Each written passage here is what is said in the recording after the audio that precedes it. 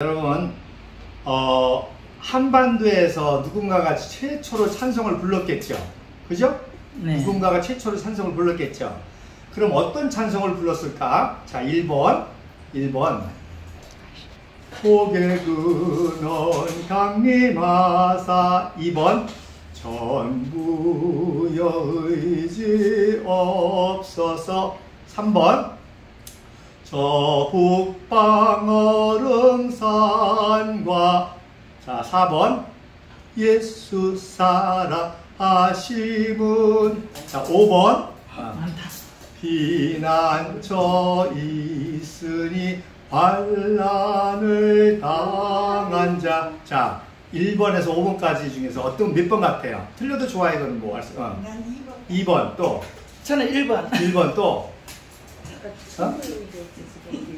1번이겠죠. 자, 몇 번이냐면 우리가 아까 불렀던 찬송 피난처 있으니입니다. 왜 이게 누가 불렀냐면 1883년도 알렌 선교사가 최초로 의료 선교사로, 그때 선교사라도 안 했어요.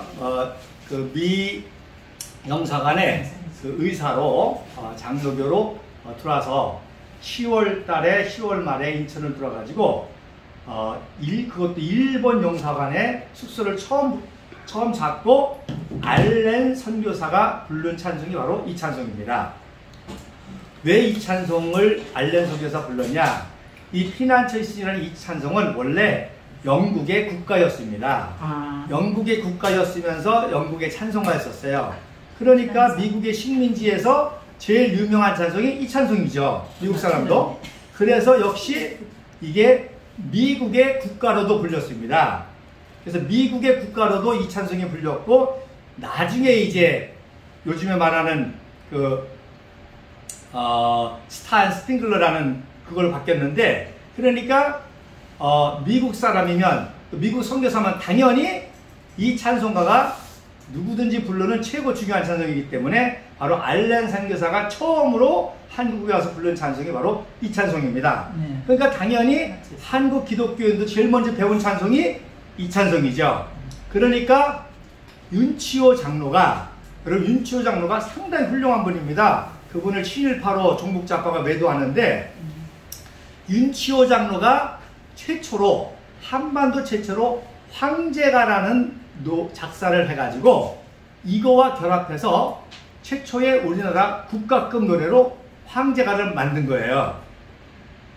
그래서 이 찬송가 그렇게 유명했다는 것을 또 우리나라의 어떤 의미에서 뿌리가 되는 그런 찬송이요. 그러니까 미국의 선교사들이 참 고맙고 감사한 게, 대부분 선교사들은 인도라든지 아프리카라든지 뭐 남태평 아시아라든지 뭐 러시아 다 갔을 때 그 나라에 가서 복음을 전하고 예수 믿고 천국 가게 하고 복음을 전한다고 그런 컨셉만 가지고 있는데, 희한하게 한국에 온 선교사들은 그것과 함께 미국과 같은 최초의 기독교 국가를 동양의 한반도에 세우겠다고 하는 비전을 가지고 온 거예요.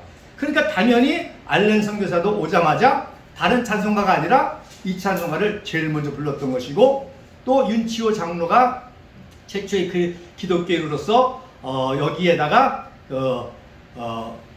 황제가 가사를 붙여가지고, 그야말로 그 당시 조선이라는 나라가 뭐 국가가 있어요. 뭐가 아무것도 없죠. 처음으로 국가 개념으로 우리 황상폐하 전지일월같이 이렇게 가사를 불러서 불렀던 거예요. 그리고 난 다음에 이제 만든 게 그 유명한 독립문 정초식에 부르려고 국가급으로 만든 게 바로 무궁화 노래입니다. 그 당시는 독립가라고 그랬어요. 그게 바로 천부여 의지 없어서라는 곡에다가 요즘의 애국가 가사를 결합해서 부른 게 바로 오늘날 애국가가 된 거죠. 자, 그 다음에 찬송가 얘기 또 생각난 길에 오늘, 그래서 제가 이 찬송가는 아까도 영어로 부른 이유가 원어의 의미를 생각하면서 제가 다 암기해서 많이 불렀던 찬송이라 그래도 불렀던 거고요. 그 다음에 기도에 대한 얘기를 말씀을 드리려고 하는데, 여러분 혹시 설교 시간에 천국 전화번호가 몇 번이라는 거 들어보셨어요? 네? 천국 전화번호. 그 목사님들이 부흥회 때 많이 하는 얘기거든요. 천국 전화번호. 0191. 0191. 또 저기 뭐야 그거 1004번인가? 1004번. 아니 그래서 문을 두드리라 그러면 내가 열 그거 아니지. 천국 전화번호가 두 개가 있어. 하나는 3927. 알아요. 구약성경 구약 39권, 또 신약성경 27권에서 3927이라 그러면 그러니까 성경이 하나님과 대화 기도해야 되니까 그 다음에 직통번호가 있어. 직통번호. 그게 바로 77국의 333번입니다. 그래서 77국은 뭐예요? 마태복음 7장 7절. 구하라 주실 것이요. 찾으라 얻을 것이요. 문을 두드리라 열릴 것이라. 그러면 333번은 뭐야? 예레미야 33장 3절. 너는 내게 와서 부르지라. 내가 내게 응답하겠고 내가 알지 못하는 크고 비밀한 일을 너에게 나타내리라. 그래서 개인의 생사화복을 주관하시는 하나님께 기도를 통해서 개인의 생사화복과 역사의 흥망성쇠가 이루어진다는 것을 알 수 있습니다. 그래서 이제 또 재미나게 또 부흥사도 하는 얘기가 천국 전화번호의 특징이 몇 가지가 있죠. 뭐예요? 천국 전화번호. 천국 전화번호는 뭐예요? 통화 중이 없어. 통화 중이 없잖아. 내가 전화하는데 통화 중이 되게 신경질 나잖아요. 근데 천국 전화번호는 통화 중이 없어. 그 다음에 요금이 들어 안 들어? 안 들어. 수취인 부담이야. 그리고 핸드폰은 우리 지금 김성순 동지님께서도 와이파이가 안 터져가지고 핸드폰을 아까 못 쓰고 그랬는데 이거는 먹통이 없어. 잘 터져. 근데 특별히 골방에서 더 잘 터져. 산골짜기에서 더 잘 터져. 그래서 이제 그렇게 기도에 이제 중요성을 하는 얘기가 있는데, 자, 오늘은 이 기도 중에서 우리 대한민국의 역사와 관련해서 한 가지 말씀을 드리려고 합니다. 이제 이번에 이제 오늘이 제헌절이고 19일 날이 국비승만 박사 서거 58주기입니다. 5월 19일 날 하와이에서 새벽에 소천하시고 7월 23일 날 이제 벤프티 장관이 운구를 해와가지고 7월 27일 날이 무슨 날이죠? 휴전이래요. 네.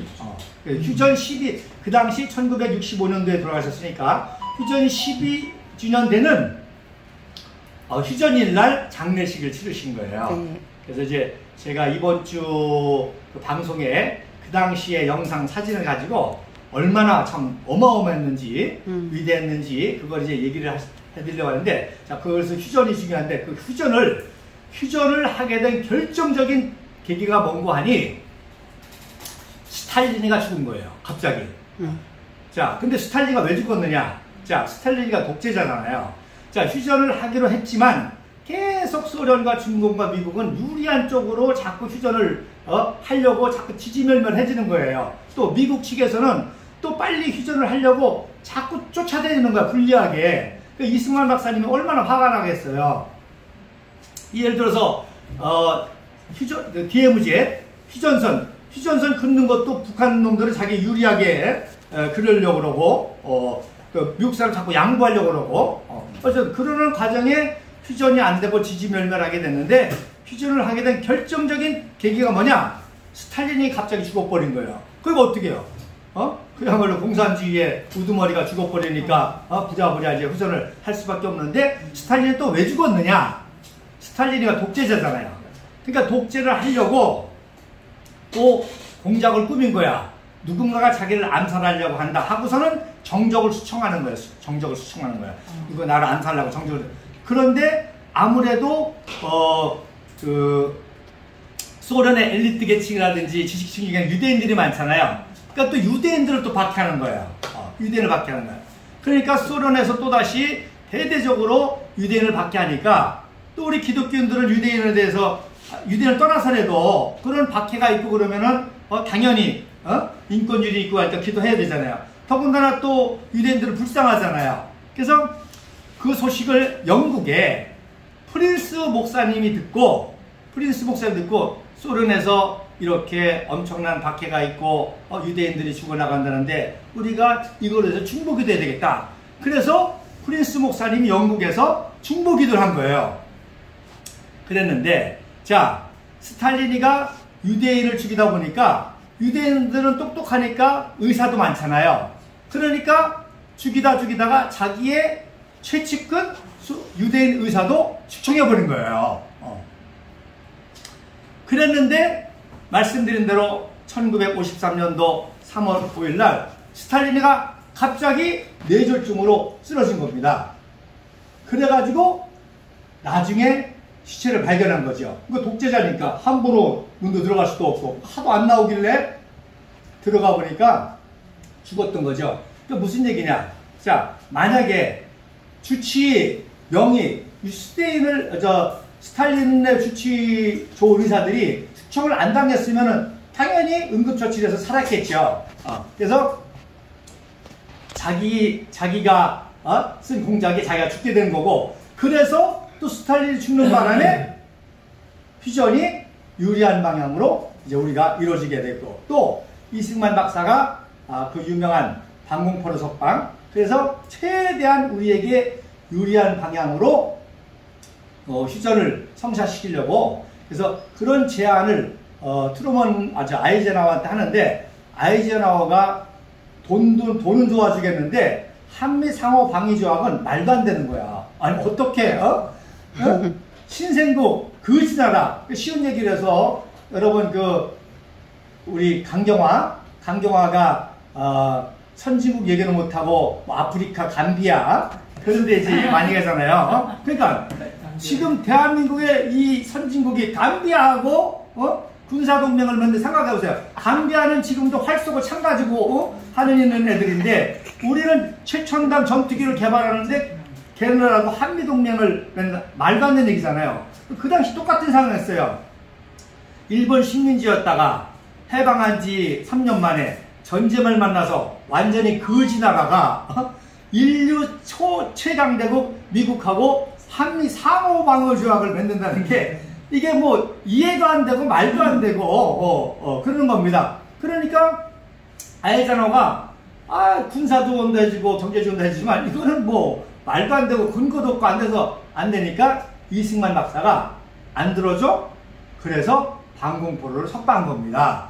그리고 말씀드린 대로 방공포로 석방하기 전에 초량교회에서 제4차 기도를 했죠.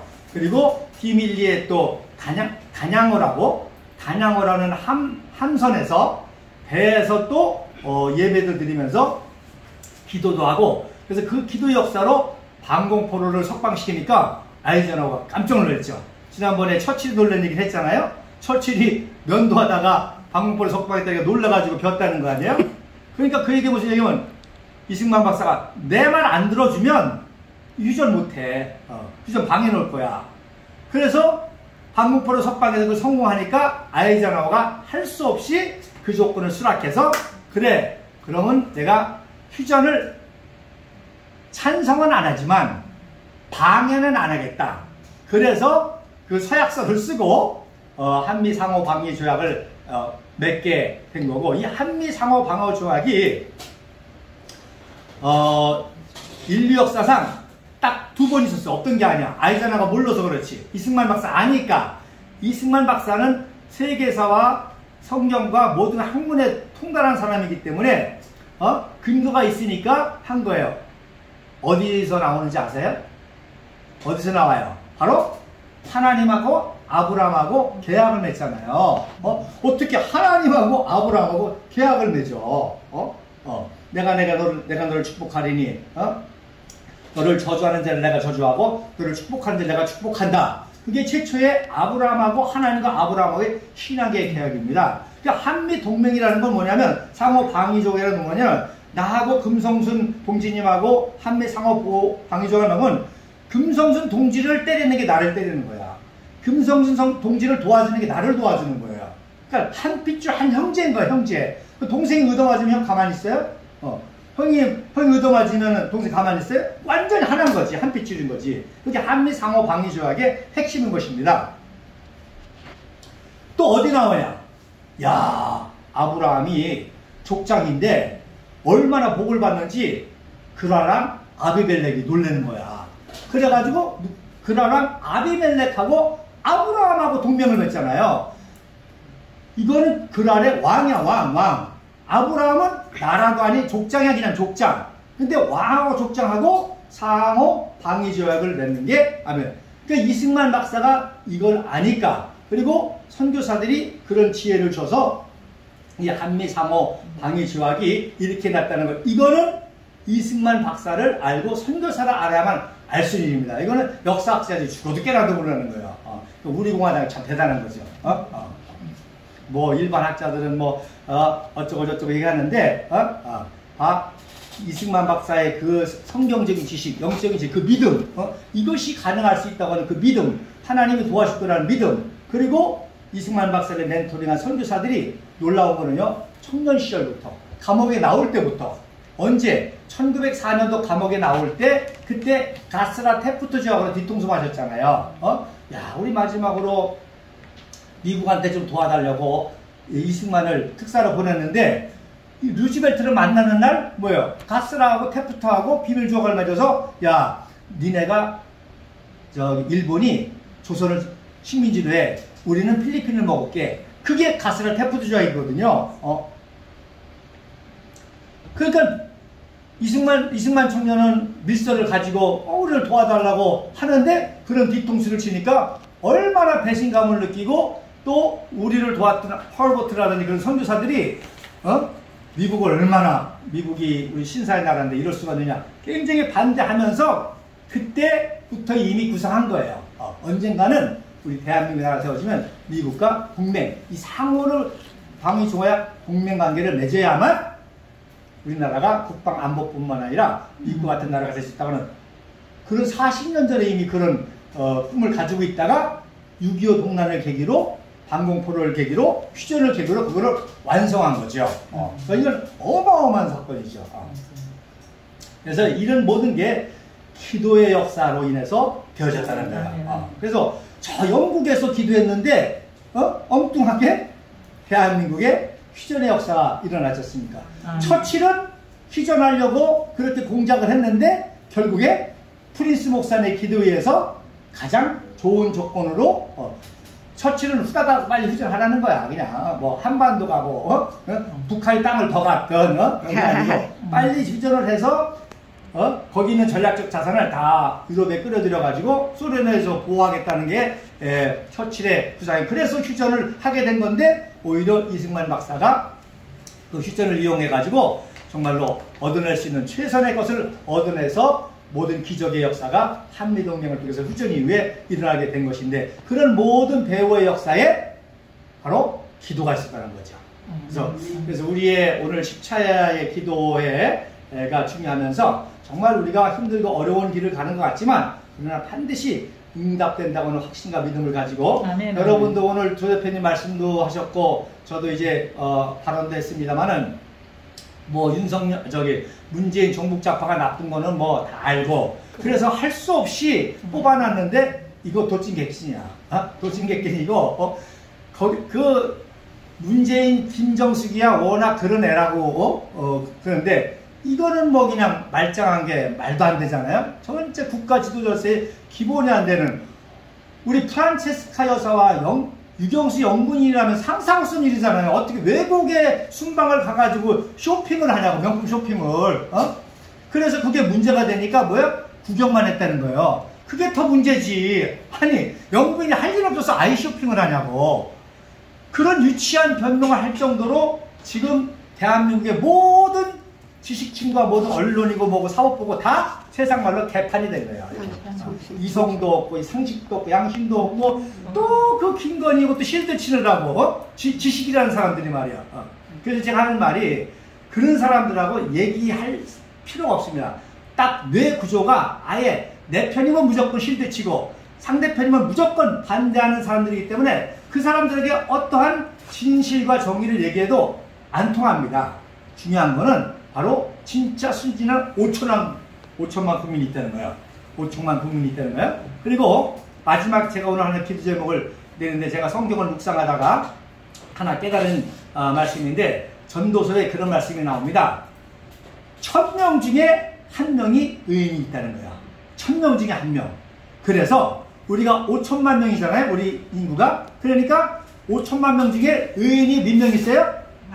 5만 명 있는 거죠. 5만 명이. 5만 명이 숨어 있는 거예요, 지금.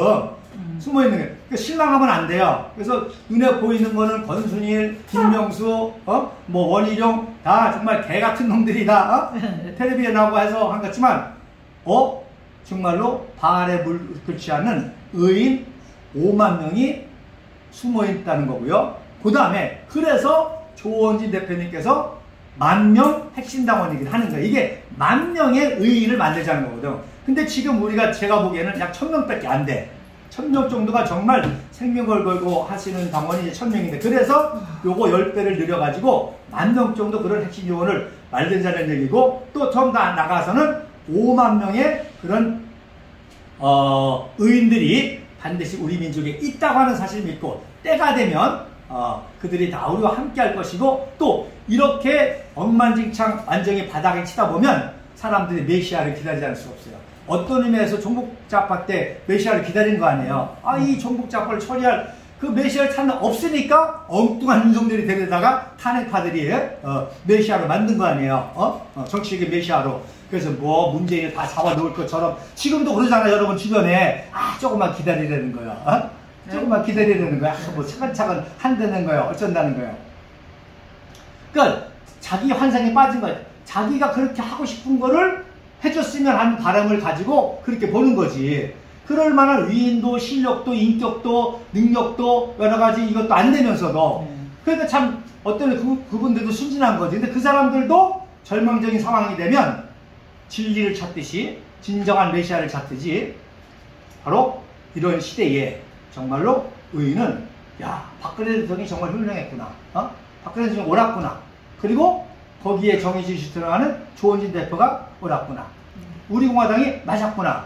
조원진 대표, 저도 옆에서 오늘도 말씀했지만 만약에 내가 조원진 옆에 바로 옆에 있는데 조금이라도 청년결백함이라든지 애국심이라든지 실력이 있어서 문제가 있다면 내가 지지해요? 안 하죠. 제가 나부터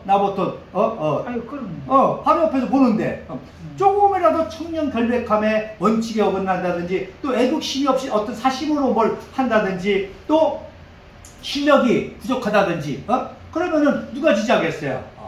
근데 우리 당원 동지들이 참 감사한 게, 그래서 제가 늘 하는 말이 인류의 역사는 그 칼라의 영국의 역사학자 칼라일이 그런 말 하는데, 역사는 진정한 영웅을 알아보고 그를 믿고 따르는 작은 영웅들이 쓴다 그랬어요. 작은 영웅들. 그래서 우리 공화당 당원들 내가 계속 작은 영웅이라는 거, 아무리 위대한 영웅도요 지지자가 없으면 소용없는 거예요. 아무리 지지자들이 있어도 정말 그 지지를 받아서 할 만한 영웅이 없어 안 되는 거잖아요. 윤석열 얼마나 국민들이 지지했어 이렇게 했는데도 못하잖아요. 그런데 우리는 지금 소수지라도 우리가 믿고 따라할 만한 지도자가 있고 그와 함께하는 우리 작은 영웅들이 아직도 있다는 걸 감사하고, 이것이 점점 확장될 수 있도록 특별히 그 의인 10,000명을 위해서 우리가 공화당의 의인 10,000명, 지금 1,000명에서 10,000명으로, 그리고 이 숨어있는 의인 5만 명, 우리나라 인구 5천만 명 중에 1,000명 중에 하나니까 5만 명이 사회 각본에 있다는 믿음을 갖고 그들이 언젠가 우리와 함께 하시고 그들을 지도해서 박근혜 대통령과 조원진 대표께서 정말 우리의 역사의 완성을, 이 모든 걸 싹 다 혁명적인 상황으로 다 변화시키고 또 그리고 발전시켜서 자유통일까지 가는 그런 놀라운 역사가 일어난다는 분명한 확신을 가지고 나갈 수 있기를 바랍니다. 감사합니다. 기도하겠습니다. 주님, 5천만 우리 민족 가운데 아직도 드러나지 않은 의인 5만 명이 있는 줄로 믿습니다.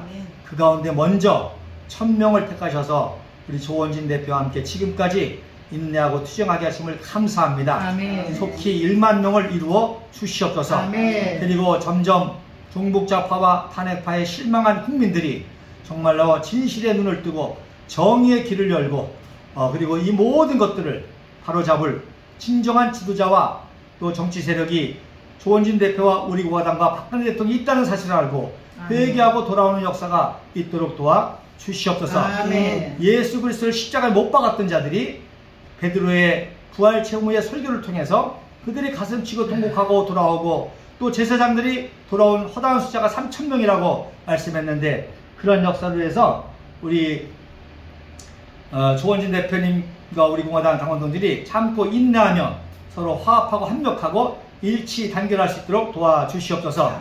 또한 박근혜 대통령의 영육간의 강건함을 또한 허락하여 주시옵소서. 할렐루야. 감사하고 주 예수님의 이름으로 기도하옵나이다. 아멘. 그리고 한 가지, 박근혜 대통령님의 신앙에 대해서 많은 분들도 이상하는데, 박근혜 대통령이 우리보다 더 신앙이 깊습니다. 성경을 감사합니다. 통달하시고 많이 암송하시고, 또 중요한 거는 탄핵 마지막 순간까지 청와대에서 암송한 게 시편 36편하고 37편입니다. 오, 예, 예, 예. 시편 너희는 악인의 형통을 불허하지 마라. 네. 저들은 풀같이 생장하나 네. 하루아침에 다 사라질 것이라고 하는 시편 36편 37편의 말씀을 마지막까지 암송하고, 마지막까지 그 유명한 그 목사님하고 통화한 그런 네. 그 정보를 제가 다 알고 있기 때문에, 그래서 박근혜 대통령 신앙에 대해서도 많은 사람 모르니까 뭐 이러쿵저러쿵 하는데, 그러니까 그런 신앙이 있으니까 그 6년간의 감옥에 침묵을 하죠. 아멘. 예수님의 침묵과 똑같습니다. 그게 믿음 없이 되는 게 아닙니다. 그래서 반드시 건강을 회복하셔서 크고 놀라운 역사를 이룰 줄로 믿고, 우리 그런 신앙을 감치 전파하고 또 함께 하기를 바랍니다. 감사합니다. 아멘. 아멘. 감사합니다.